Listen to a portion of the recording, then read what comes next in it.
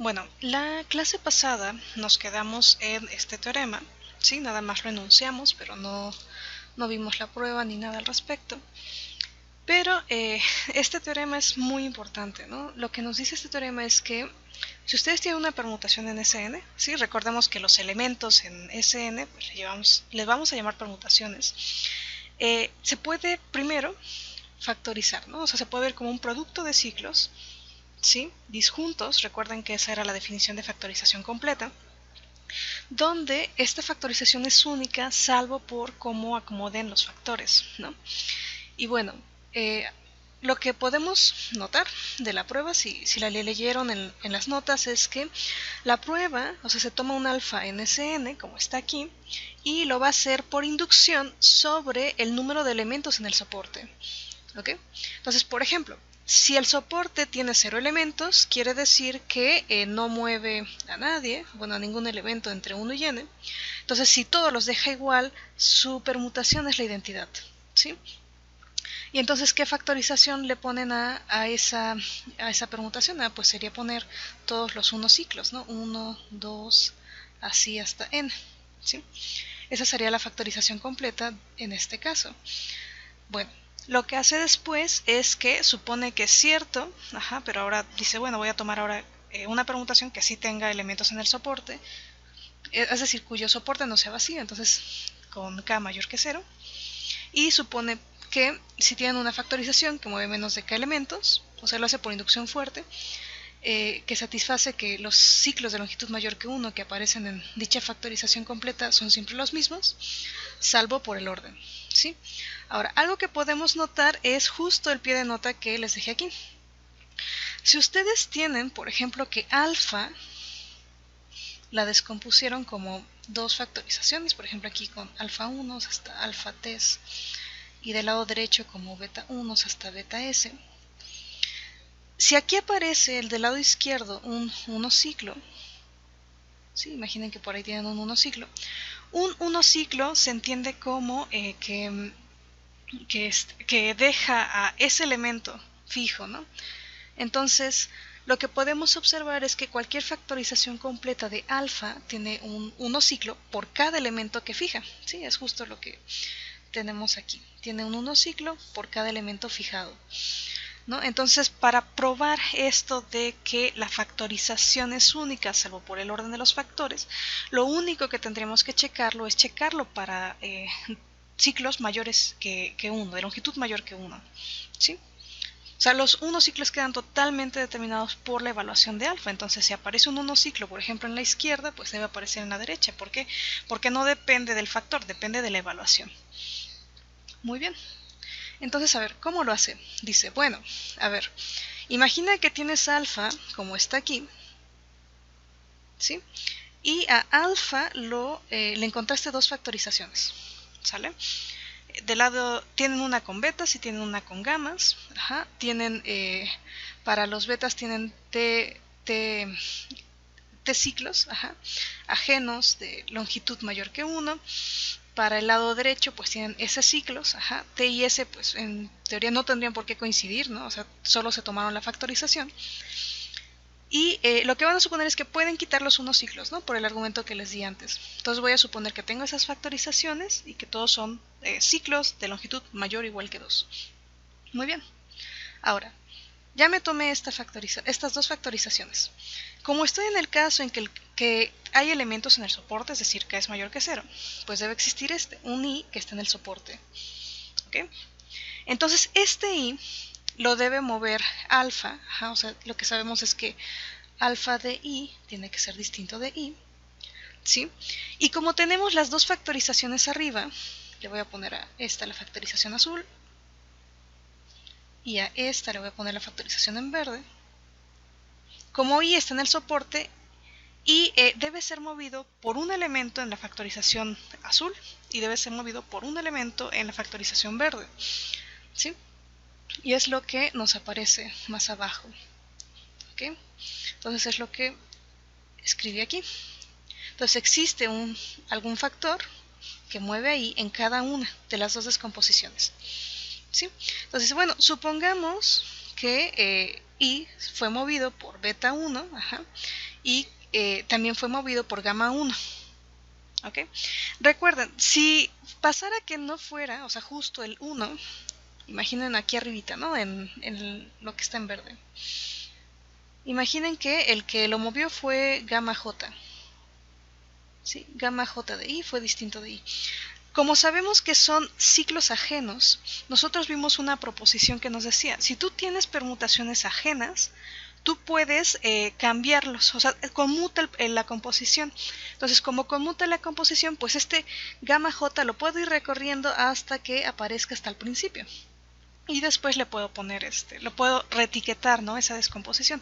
Por eso podemos suponer que justo pues gamma 1 es el que mueve a I. ¿Ok? Muy bien. Ok. Entonces, lo que vamos a usar ahorita es el lema que vimos la clase anterior. ¿Qué vimos en este lema 1.14? El lema 1.14, permítanme, es este que aparece acá. Voy a borrar esto para que se vea mejor. Sí, el lema 1.14, ¿qué nos decía? Nos decía, si tú tienes alfa y lo pudiste descomponer como una factorización en permutaciones ajenas, si el I es movido por beta 1, entonces la evaluación de I en alfa, no importando la iteración que tú hagas, pues es como solo si te fijaras en la iteración que hiciera con beta 1. Y la segunda parte de ese lema que también vamos a usar es que si ustedes tienen dos ciclos, tal que I, se toman un I en el soporte de alguno, y sucede que cada vez que ustedes evalúan en cualquier iteración con el mismo índice a los dos ciclos en I, entonces si esto pasa, lo que obteníamos era que los ciclos eran el mismo. ¿Ok? Entonces, teniendo esto en mente, vamos a usarlo para la prueba. Ok, entonces fíjense, tenemos lo que estoy enmarcando aquí en rojo, ¿sí? O sea, I está en el soporte tanto de beta 1 como de gamma 1, y como tenemos esto, o sea, tenemos que esto sucede, recuerden que ambas eran las descomposiciones que les puse aquí arriba, que está en azul y en verde, pues son factorizaciones de alfa. Entonces, cuando ustedes evalúan en alfa la algo, pues es tomar esas factorizaciones elevadas a la algo, ¿sí? Pero como I solo es movido por beta 1 y por gamma 1, la evaluación de I a la iteración K de alfa es esto, ¿no? Por una parte sería beta 1 a la K y por otra parte sería gamma 1 a la K evaluada en I. ¿Ok? Entonces, si esto pasa, lo que obtenemos después es que esto sucede para todo K en Z+.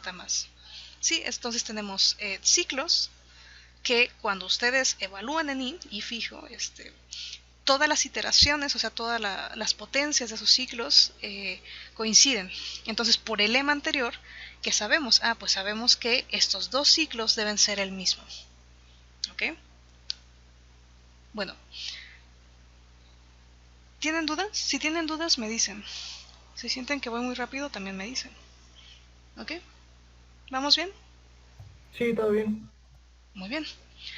Ok, entonces ya llegamos a esto, que es muy importante. Gamma 1 coincide con beta 1. Ok, pero si tenemos las descomposiciones aquí, de aquí arribita, fíjense, tenemos beta 1, beta 2, así hasta beta t, y esto era igual a gamma 1, gamma 2, hasta gamma s. ¿Ok? Pero estos dos, los primeros, beta 1 y gamma 1, son el mismo. Y son funciones, ¿no? Entonces son funciones biyectivas que van en el respectivo dominio y codominio, ¿no? Pero si son funciones biyectivas, yo podría multiplicar pues por el inverso en ambos lados, del lado izquierdo, por ejemplo beta 1. O sea, si son la misma,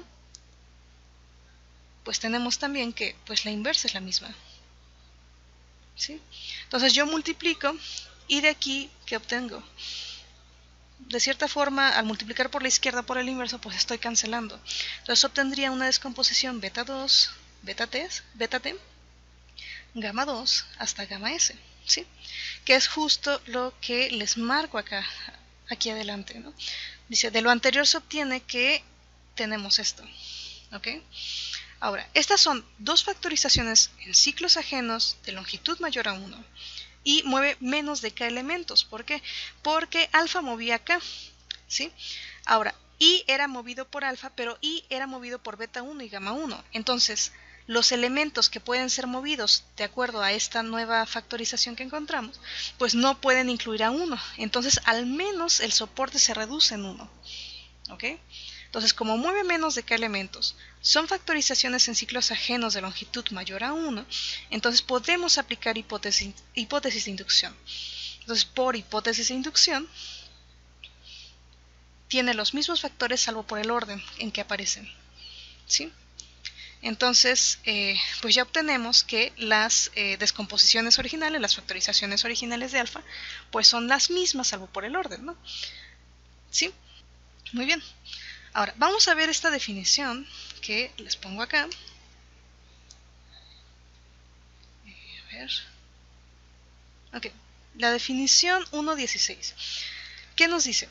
Si tú tienes alfa y beta en Sn, como está aquí, vamos a decir que tienen la misma estructura cíclica si su factorización completa tiene el mismo número de R ciclos para todo R positivo, entero positivo. ¿Sí? Ahora, tiene sentido hablar de esto porque ya vimos que cada una se puede descomponer, ¿no? Tiene cada una factorización completa y esta no depende del orden en cómo aparezca. Entonces, tiene sentido. Por ejemplo, si tuviéramos un alfa y de un lado, imaginen que de un lado de una de sus descomposiciones, digamos beta 1 hasta beta t, aquí aparece un 3 ciclo, ¿sí? Un 3 ciclo. ¿Sí? Y por otro lado, tuviéramos otra descomposición, ¿no? Gamma 1 hasta gamma S, y aquí no apareciera un 3 ciclo, imaginen que esto llegara a pasar, pues esta definición no estaría bien, ¿no? Porque va a depender de la factorización que consideres. Pero eso no pasa, y no pasa por el teorema que vimos anteriormente, ¿sí? O sea, en esencia es la misma, salvo por el orden. O sea, si aparece un ciclo a la derecha, un 3 ciclo, debe aparecer un 3 ciclo en cualquier otra factorización completa que tú encuentres, ¿ok? Entonces, gracias al teorema anterior, esta definición pues está bien.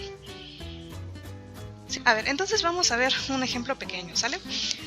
Ok, imaginen que tenemos esta permutación alfa que se vea de esta forma, ¿sale? Y vamos a hacerle un versus contra beta que se ve de esta forma. Vamos a preguntarnos, ¿tendrán la misma estructura cíclica? Bueno, para checar que tienen la misma estructura cíclica, según la definición tenemos que ver si su factorización completa tiene el mismo número de R ciclos. Entonces, por ejemplo, me fijo en alfa, en el primero. Es un ciclo 1, 3, 5, es un 3 ciclo, ¿sí? Ok, aparece aquí con alfa. Y del lado derecho me pregunto, a ver, ¿beta también tendrá un 3 ciclo? Pues dices, mira, aquí está, ¿no? 5, 6, 7 es un 3 ciclo. Entonces está sucediendo que, por ejemplo, aquí tiene un 3 ciclo alfa, también tiene un 3 ciclo beta, ¿sí?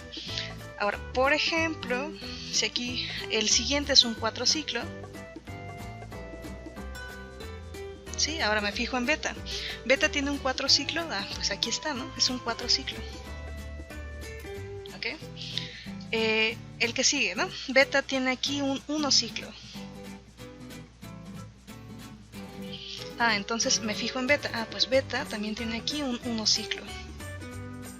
Y por último me fijo en este. Aquí hay un 2 ciclo, una transposición. Y me fijo en beta, pues también tiene aquí un 2 ciclo, ¿sí? Por ejemplo, aquí pasó que tiene como 4 ciclos, pero todos son de longitud distinta, ¿no? Si por ejemplo en alfa hubieran aparecido 2, 3 ciclos, en beta yo necesito que aparezcan 2, 3 ciclos, ¿sí? O sea, deben aparecer la misma cantidad. Se fijan en los 1 ciclos que tenga alfa. Bueno, tiene 8. Entonces beta debe tener 8 1 ciclos. Se fijan en los 2 ciclos que tenga alfa. Entonces beta debe tener la misma cantidad de 2 ciclos. ¿Ok?